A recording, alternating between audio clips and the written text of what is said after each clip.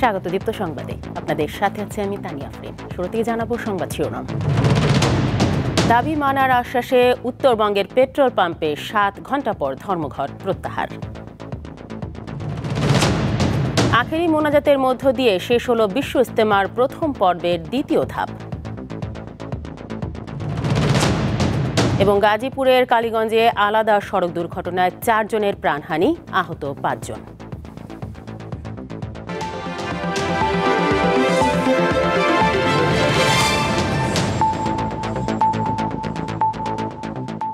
দেখছিলেন শিরোনাম, এবারে পুরো খবর।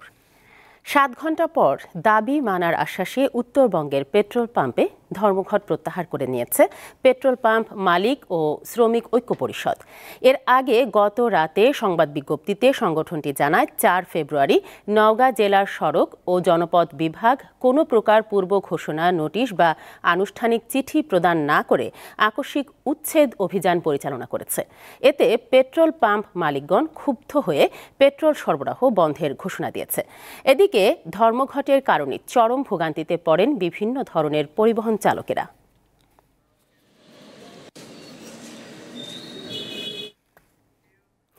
অন্তর্বর্তী সরকার গঠিত আরও 2টি সংস্কার কমিশন তাদের প্রতিবেদন জমা দিয়েছে।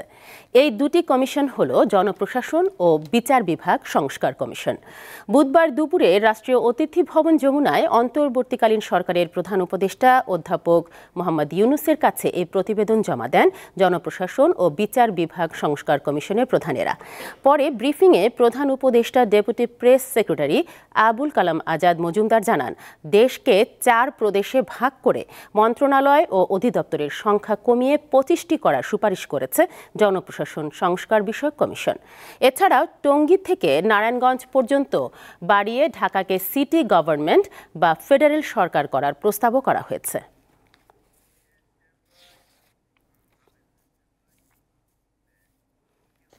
সংস্কার ছাড়া নির্বাচন হলে 2024-এর গণ অভ্যুত্থানকে ধ্বংস করা হবে বলে মন্তব্য করেছেন বিএনপির স্থায়ী কমিটির সদস্য সালাউদ্দিন আহমেদ।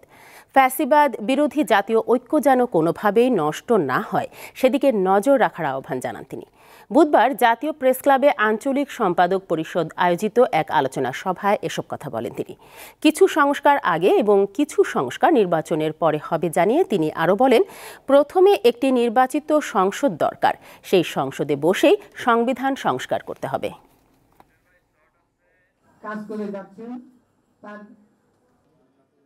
এই জাতির এগিয়ে যাওয়ার প্রাণ শক্তি হচ্ছে ফ্যাসিবাদ বিরোধী জাতীয় ঐক্য।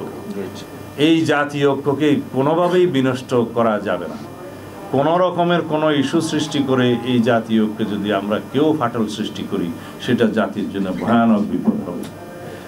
ফ্যাসিবাদের উত্থান যাতে কোনোদিন আর না হয়, সেজন্য ফ্যাসিবাদ বিরোধী গড়ে ওঠা এই জাতীয় ঐক্যকে আমরা রাজনৈতিক সংস্কৃতি হিসেবে চর্চা করতেই থাকতে হবে। 24-এর শহীদরা বৈষম্যহীন ও মানবিক বাংলাদেশ চেয়েছিল। বাংলাদেশে যদি আবারও দুর্নীতি, দুঃশাসন চলে তাহলে শহীদদের আত্মা কষ্ট পাবে বলে মন্তব্য করেছেন জামায়াতে ইসলামের আমির শফিকুর রহমান। বুধবার সকালে জাতীয় প্রেস ক্লাবে জামায়াতে ইসলামের উদ্যোগে 24-এর রক্তস্নাত গণ অভ্যুত্থানের শহীদদের তথ্য সম্বলিত দ্বিতীয় স্বাধীনতার শহীদ যারা শীর্ষক স্মারকের মোড়ক উন্মোচন অনুষ্ঠানে তিনি এই মন্তব্য করেন। বলেন, ফ্যাসিবাদী সরকারের কাছে মুক্তিকামী সকলেই ছিলেন মজলুম। 24-এর গাজী ও শহীদ পরিবারগুলোর হতাশা কিছুটা দূর করতে স্মারণিকা প্রকাশ করার কথাও জানান তিনি। আমরা এই আন্দোলনে শরিক ছিলাম। এই আন্দোলনের মাধ্যমে গোটা জাতি যেভাবে মুক্তি পেয়েছে, এদেশের সবচেয়ে নির্যাতিত দল ঠিক একইভাবে মুক্তি। সুতরাং এই দলেরও কিছু কৃতজ্ঞতা আদায় করার প্রয়োজন আছে।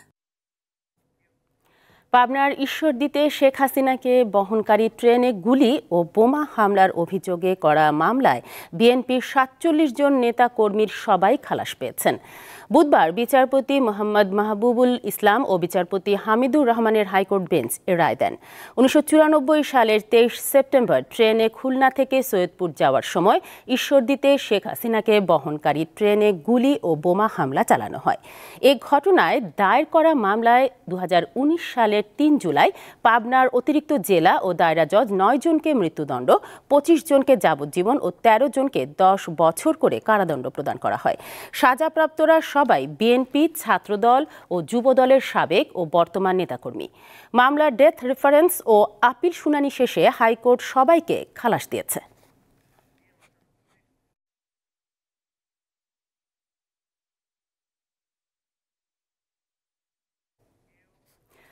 জুলাই আগস্টে গণহত্যা মামলায় চট্টগ্রামের সাবেক এমপি এবিএম ফজলে করিম চৌধুরীকে ১৬ ফেব্রুয়ারি হাজির করার নির্দেশ দিয়েছে আন্তর্জাতিক অপরাধ ট্রাইব্যুনাল।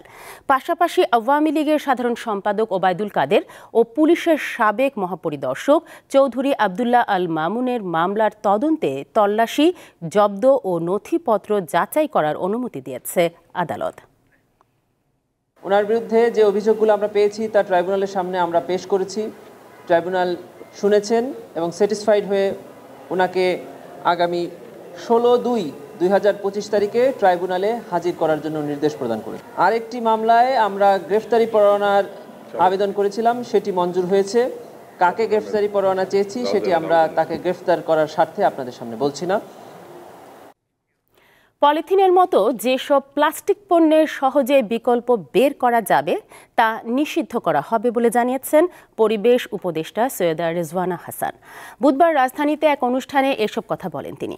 উপদেষ্টা আরও বলেন, প্লাস্টিক দূষণকে কম গুরুত্বপূর্ণ মনে করার কারণ নেই। জলবায়ু পরিবর্তনের সমস্যার সাথে প্লাস্টিকও জড়িত। প্লাস্টিক ব্যাগের ওপর নিষেধাজ্ঞা দেওয়া হয়েছে এবং সিঙ্গেল ইউজ প্লাস্টিক ব্যবহারে নিরুৎসাহিত করা হয়েছে বলেও জানান তিনি। ফিনল্যান্ড সরকারের সঙ্গে কথা হয়েছে উল্লেখ করে উপদেষ্টা বলেন, এরই মধ্যে তারা প্লাস্টিক ব্যবহার কমানোর বিষয়ে কাজ করতে আগ্রহ প্রকাশ করেছে।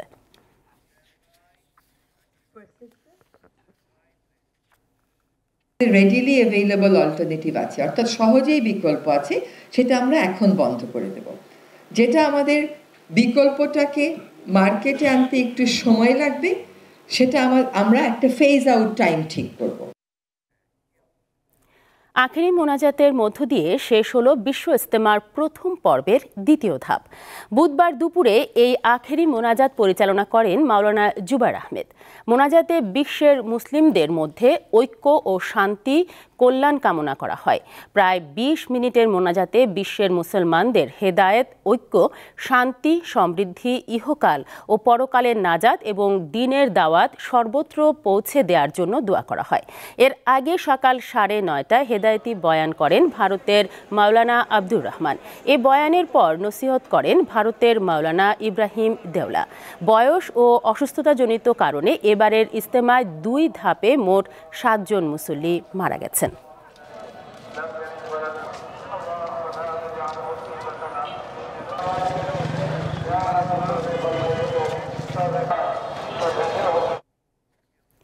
গাজীপুরের কালীগঞ্জে আলাদা 2টি সড়ক দুর্ঘটনায় 4 জন নিহত হয়েছেন। পুলিশ ও স্থানীয়রা জানায়, বুধবার ভোরে নরসিংদী থেকে শসা বোঝাই একটি পিকআপ গাজীপুর ইটাখোলা সড়ক দিয়ে জয়দেবপুর যাচ্ছিল। কালীগঞ্জের মৈশাইর এলাকায় পিকআপ চালক নিয়ন্ত্রণ হারিয়ে সড়কের পাশে খাদে পড়ে যায়। এতে ঘটনাস্থলেই 3 জন মারা যান। এদিকে গতরাতে টঙ্গী কালীগঞ্জ ঘোড়াশাল বাইপাস সড়কের বালিগাঁও এলাকায় 2টি সিএনজি চালিত অটোরিকশার সংঘর্ষে আলামিন নামের একজন যাত্রী নিহত হন। আহত হন আরও 5 জন। মঙ্গলবার রাতে চট্টগ্রামের ডিসি পার্কে সংঘাতের জেরে বন্দর পতেঙ্গা সড়কে লরি রেখে ফের কর্মবিরতি শুরু করেছে প্রাইম মুভার চালক শ্রমিকরা। সকাল 9টা থেকে কর্মবিরতি শুরু করে তারা। এর আগে মঙ্গলবার রাতে ডিসি পার্ক এলাকায় লরি চালকদের মারধরের অভিযোগে ডিসি পার্কের সামনে সড়ক অবরোধ করে বিক্ষোভ করে তারা। সকাল থেকে আবারও সড়ক অবরোধ করে কর্মবিরতির ফলে ওই সড়কের উভয় পাশে আটকে যায় শত শত যানবাহন। ভোগান্তিতে পড়েন যাত্রী, চালক সবাই। শ্রমিকরা বলছেন, বন্দরের জন্য তৈরি করা সড়কের পাশে ডিসি পার্ক করা হয়েছে। সেখানে অনুষ্ঠান করতে গিয়েই শ্রমিকদের মার খেতে হচ্ছে। তাই এই পার্ক বন্ধের দাবিও জানান শ্রমিকরা।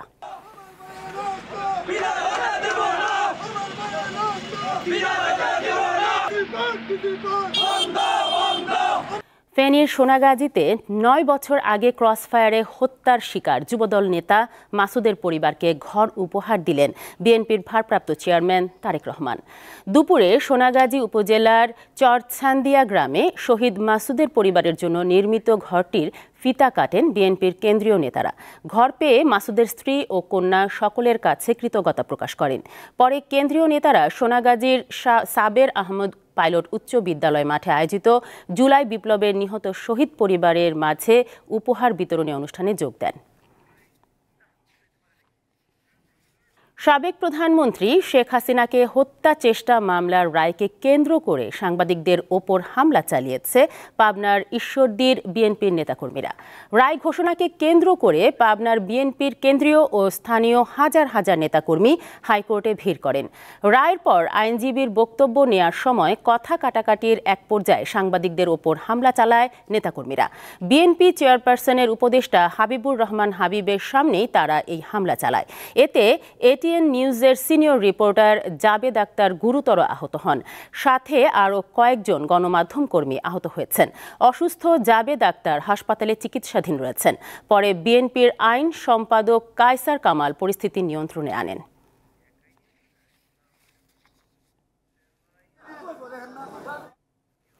সম্প্রতি সিভিল সার্জন অফিসে নিয়োগ সংক্রান্ত বিষয়ে অভিযোগের ভিত্তিতে শরীয়তপুর সিভিল সার্জন অফিসে অভিযান পরিচালনা করেছে দুর্নীতি দমন কমিশন দুদক। বুধবার সকাল 10:30টায় দুপুর 12:30 পর্যন্ত এই অভিযান পরিচালনা করা হয়। দুদক জানায়, নুসরাত জাহান নামের এক পরীক্ষার্থী যে ওয়ার্ড থেকে পরীক্ষায় উত্তীর্ণ, সেখানে আরও 7 জন পরীক্ষার্থী লিখিত পরীক্ষায় নুসরাত জাহান থেকে বেশি নম্বর পেয়েও ভাইভায় সবাই ফেল করেন। তার স্বামীও একই ডিপার্টমেন্টে চাকরিরত রয়েছেন। তিনি তার পিতার ঠিকানা ব্যবহার করে চাকরিতে আবেদন করেছেন।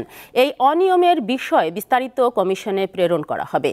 এছাড়াও সিভিল সার্জন অফিসের হিসাবরক্ষক ও স্টোর কিপারের বিরুদ্ধে অনিয়মের অভিযোগ খতিয়ে দেখছে দুদক।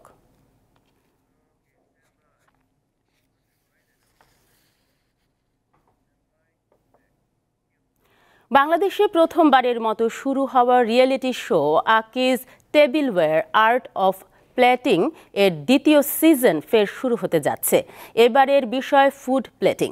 বুধবার রাজধানীর একটি হোটেলে এ নিয়ে এক সংবাদ সম্মেলনে এই রিয়েলিটি শোর ঘোষণা দেন আকিজ বশির গ্রুপের head of marketing Mohammad Shahriar Zaman. এ সময় উপস্থিত ছিলেন অনুষ্ঠানের প্রধান বিচারক শেফ ড্যানিয়েল সি গোমেজ ও chief operating officer Mohammad Khorshed Alam ও আকিজ টেবিলওয়্যারের কর্মকর্তারা। আয়োজকরা বলেন, প্রথম সিজনে প্রচুর দর্শক জনপ্রিয়তার পাওয়ার পর ভিন্নধর্মী এর রিয়েলিটি শো এর দ্বিতীয় সিজনটি এবার দেখা যাবে জাতীয় টেলিভিশনের পর্দায়। এতে প্রথম রানার আপ জিতবেন 5 লাখ টাকা, দ্বিতীয় রানার আপ 3 লাখ টাকা এবং শীর্ষ 30 প্রতিযোগী পাবেন crest certificate, culinary course, Akij টেবিলওয়্যারের এক্সক্লুসিভ ডিনার সেট সহ সর্বমোট 20 লক্ষ টাকার পুরস্কার।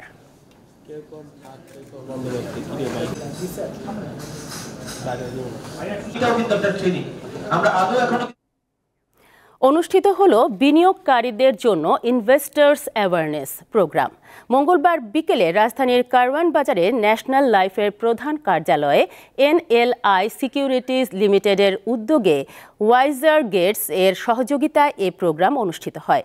এনএলআই সিকিউরিটিজের সিইও মোহাম্মদ শাহেদ ইমরানের সঞ্চালনায় অনুষ্ঠানে সভাপতিত্ব করেন এনএলআই সিকিউরিটিজের সভাপতি ব্যারিস্টার রেদওয়ান হোসেন।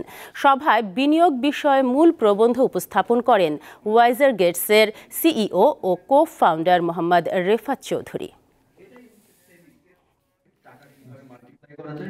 আন্তর্জাতিক প্রসঙ্গ। ভারতের রাজধানী দিল্লিতে আজ বিধানসভা নির্বাচন অনুষ্ঠিত হচ্ছে।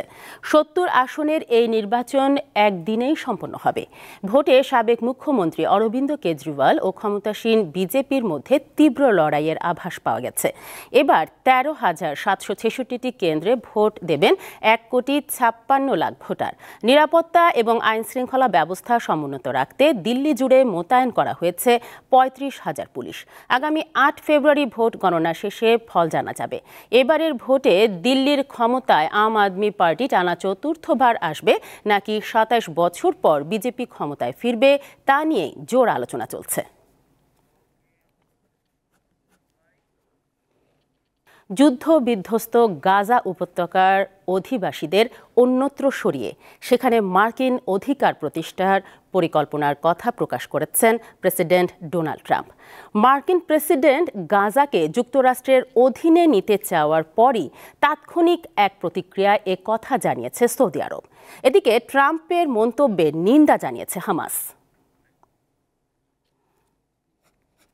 ফিলিস্তিনিরা অন্য জায়গায় পুনর্বাসিত হওয়ার পর যুদ্ধবিধ্বস্ত গাজা উপত্যকার নিয়ন্ত্রণ নেবে যুক্তরাষ্ট্র, এমন ঘোষণা দিয়েছেন মার্কিন প্রেসিডেন্ট ডোনাল্ড ট্রাম্প। যুক্তরাষ্ট্র গাজা উপত্যকাকে দখলে নিয়ে সেখানকার অর্থনৈতিক উন্নয়ন নিশ্চিত করবে, এছাড়া নতুন চাকরি এবং আবাসন সুবিধা সৃষ্টি করবে। সফররত ইসরায়েলের প্রধানমন্ত্রী বেনিয়ামিন নেতানিয়াহুর সঙ্গে যৌথ সংবাদ সম্মেলনে তিনি একথা বলেন। ট্রাম্পের পরিকল্পনার প্রশংসা করে নেতানিয়াহু বলেছেন, প্রচলিত ধারার বাইরে গিয়ে চিন্তা ভাবনা করছেন মার্কিন প্রেসিডেন্ট। তিনি বলেন, সৌদি আরবের সঙ্গে মিলে ইসরায়েল সর্বোচ্চ দিয়ে চেষ্টা করবে এবং সফল হবে। তবে সৌদি আরব বলেছে, স্বাধীন ফিলিস্তিন রাষ্ট্র প্রতিষ্ঠিত না হওয়া পর্যন্ত তারা ইসরায়েলের সঙ্গে সম্পর্ক গড়বে না। এই মন্তব্য করেছেন সৌদির ক্রাউন প্রিন্স যুবরাজ মোহাম্মদ বিন সালমান। সৌদির পররাষ্ট্র মন্ত্রণালয় এক বিবৃতিতে জানিয়েছে, ফিলিস্তিনিদের তাদের ভূখণ্ড থেকে বাস্তুচ্যুত করার কোনো চেষ্টা মেনে নেওয়া হবে না। ফিলিস্তিনিদের প্রতি তাদের অবস্থানের বিষয়ে আলোচনার সুযোগ নেই বলেও বিবৃতিতে উল্লেখ করা হয়েছে। সৌদি আরবকে ইসরায়েলের সঙ্গে সম্পর্ক স্বাভাবিক করতে এবং দেশটিকে স্বীকৃতি দেওয়াতে কয়েক মাসের কূটনৈতিক প্রচেষ্টায় নেতৃত্ব দিয়ে আসছে যুক্তরাষ্ট্র। 2023 সালের অক্টোবরে গাজা যুদ্ধ শুরু হওয়ার আগ পর্যন্ত এই তৎপরতা চলে। তবে গাজায় ইসরায়েলের হামলার পর আরব দেশগুলোর ক্ষোভের মুখে বিষয়টি স্থগিত করে দেয় সৌদি আরব। এদিকে ট্রাম্পের এই ঘোষণার তীব্র বিরোধিতা করেছে ফিলিস্তিনি স্বাধীনতাকামী সংগঠন হামাস। তারা মনে করে, ট্রাম্পের এই ঘোষণা মধ্যপ্রাচ্যে বিশৃঙ্খলা ও উত্তেজনা বাড়াবে। লুৎফা ফৌজিয়া, দীপ্ত, বার্তাকক্ষ। খেলার খবর।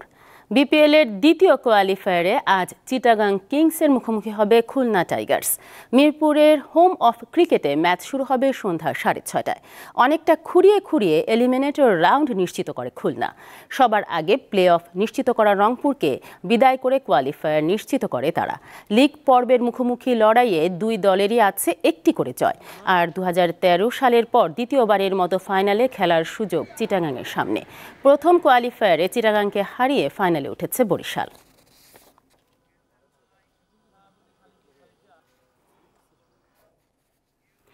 তারুণ্যের উৎসব 2025 উদযাপনের অংশ হিসেবে খুলনার রূপসা নদীতে হয়ে গেল নৌকা বাইচ।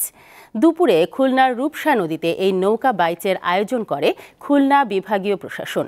রূপসা নদীর 1 নম্বর কাস্টমস ঘাট থেকে খান জাহান আলী সেতু পর্যন্ত এ নৌকা বাইচ হয়।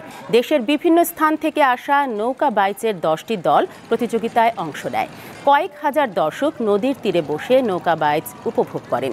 প্রতিযোগিতায় প্রথম হয় সুন্দরবন টাইগার কয়রা, দ্বিতীয় হয় গোপালগঞ্জের টুঙ্গিপাড়ার জয় মা কালী এবং তৃতীয় হয় টুঙ্গিপাড়ার মোবাইল নামের নৌকা।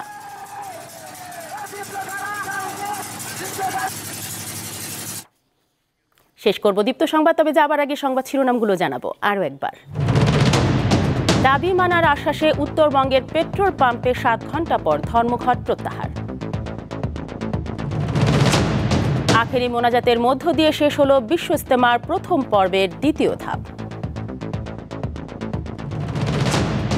এবং গাজীপুরের কালীগঞ্জে আলাদা সড়ক দুর্ঘটনায় 4 জনের প্রাণহানি, আহত 5 জন।